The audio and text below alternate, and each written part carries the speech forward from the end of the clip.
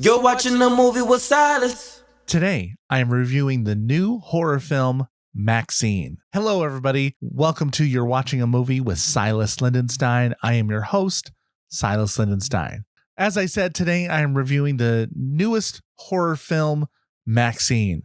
MaXXine is part 3 of a trilogy by Ty West, directed and written by Ty West. The first film, the series was kicked off by X. The movie X took place in like the 1970s. Then about an adult film production happening on a little rural town in the U.S. And then the follow-up movie was Pearl, which took place like in the 30s or 40s. And while it followed one of the villains from the first movie. And then MaXXine follows I don't know if I want to say ingenue for this film, but the lead actress, she the only survivor from the original film X. So this takes place in 1984. So we're looking, I don't have the exact dates for the first one, but this takes place years after the original film. She was the lone survivor. And and so that's where this is. So, as I said, it's a horror suspense film, rated R, 1 hour, 44 minutes, written and directed by Ty West. The cast, Mia Goth reprising a role as Maxine Minx. That's what we're calling her. I think she has a different last name for this one. Along with Elizabeth Debicki, Moses Sumney, Michelle Monaghan, Bobby Cannavale, Halsey, Lily Collins, and Giancarlo Esposito. But last but not least, Kevin Bacon. Kevin Bacon's got a really fun role in this. I think he'll do. Him and Esposito, wonderful actors. It's great seeing them in this. I was surprised. I saw no trailers before this. I wanted to come in with this really fresh. Overall, a very enjoyable film. Very enjoyable. It's probably my third favorite of the three, but I think it's a very enjoyable horror film. And I think if you're a fan of this, of the series, does it help complete it? Maybe in some ways. The story: in 1980s Hollywood, adult film star and aspiring actress Maxine Minx finally gets her big break. However, as a mysterious killer stalks the starlets of Los Angeles, a trail of blood threatens to reveal her sinister past. So, as I said, good film, good, solid horror, solid scare. I was scared, hands up on my face, going like, ooh, some little gruesome moments. So there's some blood. I don't know if it's totally slasher. There was some slashes, and I think my imagination took a hold of me a lot.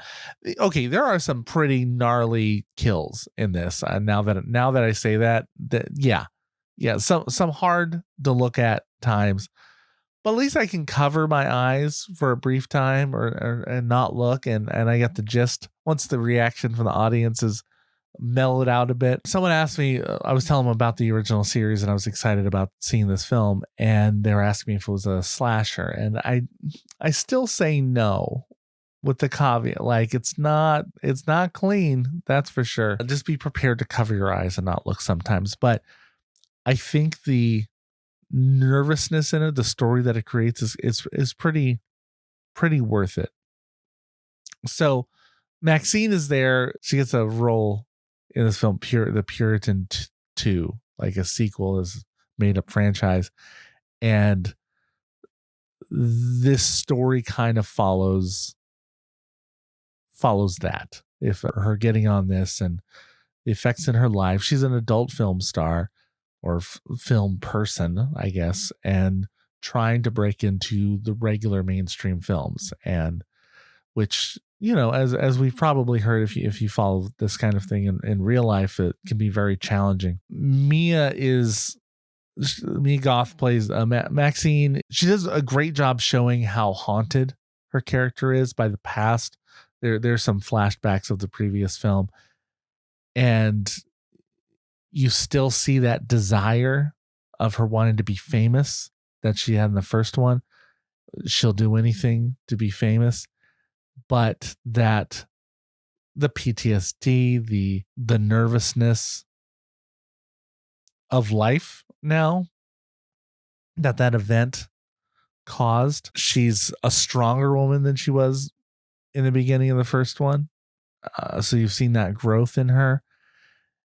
And she's not a villain in this, but she's not taking crap from nobody.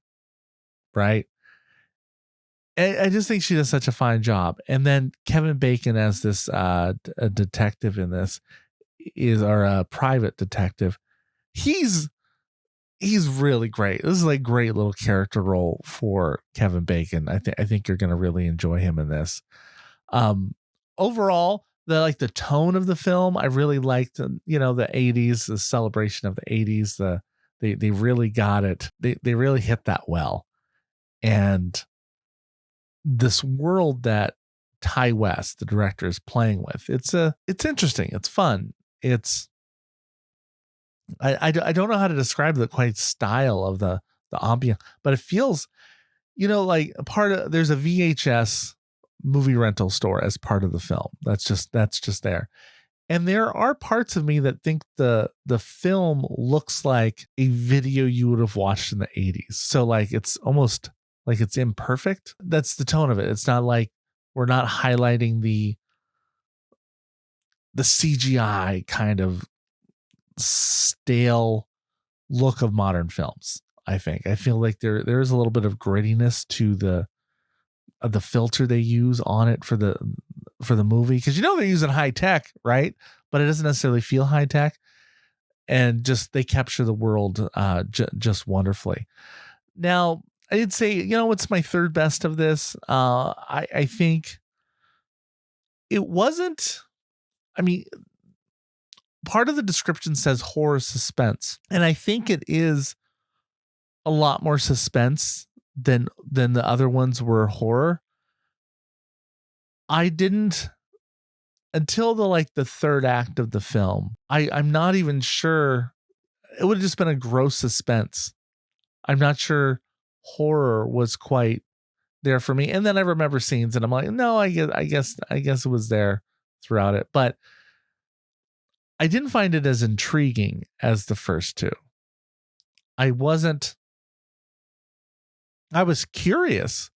I wanted to know what was happening, who the killer is kind of this, but I wasn't dying of curiosity. I was kind of like, who's it going to be? Who they drudging up from the past for this? I don't know where they're going, which is good. But I didn't feel like whoever they had was going to be this amazing revelation. And I still didn't feel that at the end. It was an interesting choice for the film, how it resolves, but I wasn't as excited about the ending as I think they would want me to be. So it just didn't have that oomph in the last one. Also, I kind of felt like they could have shot this film or not. Like it wasn't really, does it close out the trilogy well? Kind of. Yeah. I mean, you get to see the follow-up, you get to see what she does, but this film didn't need to happen. They could have ended the last two and I'd be fine.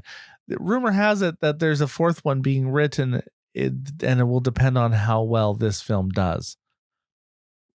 So maybe that will be a better conclusion if they do that. I don't know. I just think, like, I wasn't necessarily disappointed. I guess I just wasn't at the end as fulfilled as I hoped I would be. But I do think the performances are worthy of seeing. Certainly, if you're a horror fan, and if you like the other two, go see it. Ty West, I really like this. Well, I love when an actor or a director, writer, kind of like when they write and direct it, and it feels consistent, and the style feels consistent. I love the writer director creating the art, because it doesn't. Don't get me wrong, filmmaking is a very team effort, and it takes a team, it takes a village to create a film. You can't do it by yourself, for sure. But when you have the writer director together as the same person, it just helps create a good vision for the future, a vision for how this film will look, maybe leading into other films. That's solid, and that shows in this work. There's a lot. It's hard, mysteries are particularly, I think, hard to shoot, or to talk about without giving anything away, right? I'm trying the lesson from this film. Now it's challenging for this. I think the lesson is sort of that there are people who feel destined to stardom, and they will do anything to get there. And so maybe it's a cautionary tale. Maybe it's, or maybe it's be careful what you wish for. That's another possibility. I don't know. Every film has lessons. It has multiple lessons in it, and this one, horror films can be a little harder to find the messaging in that, or they're sometimes, I guess sometimes they're just absolutely full of messages. But I think as I walk away from the film, I'm not impressed by what's the impression upon me is, man, Maxine, like, she just keeps going forward no matter what. Like, she is so razor focused on being a star. She'll just repress everything else to make her dreams come true. And maybe it shows that we have to sacrifice. She's sacrificing not just her body and not just her soul, but like the ability to rest and just be at peace to go after this dream.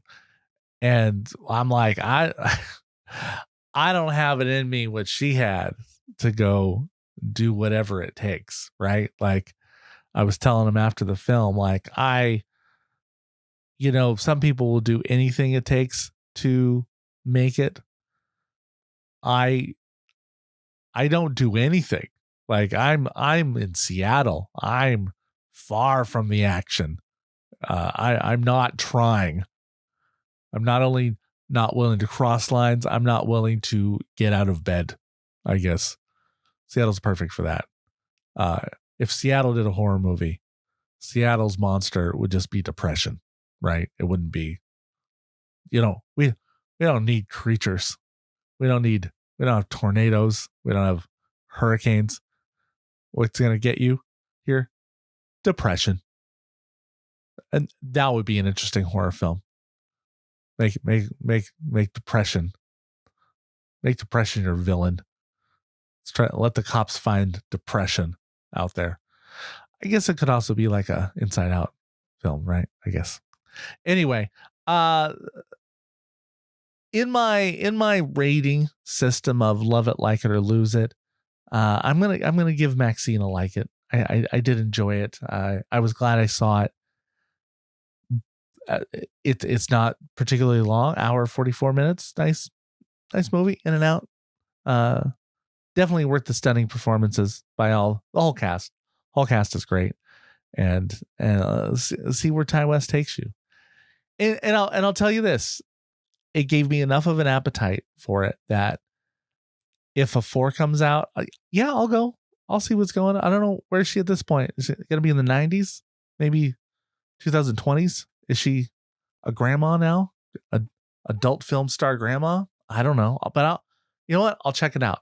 Ty West has earned my trust with this franchise, and I want to see where he'll take it. So if you film it, I will come.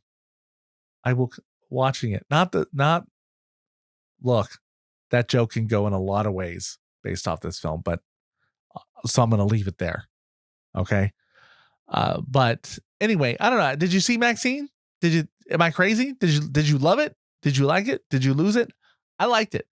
What did you think? Let me know in the comments. And subscribe so you can find out the next time a movie review drops out of nowhere. You'll be notified right away. Okay, so like, subscribe, and share with your friends. And I want to thank you for listening, but mostly I want to thank you for watching a movie with Silas Lindenstein. You're watching a movie with Silas Lindenstein. In the theaters you find this, so go and press play and rewind this. This feature is timeless. Love it, like it, or we lose it, can't find it. And we ain't keen on being reminded about the film if it isn't tough. We spend a lot of time at the cinema. It's just me and my friends, we watch plenty stuff. For movies, yeah, I've been above.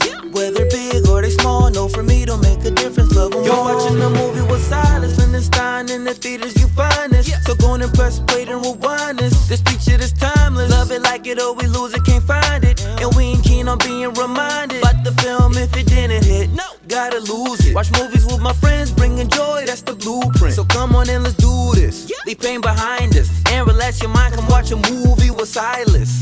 Yeah.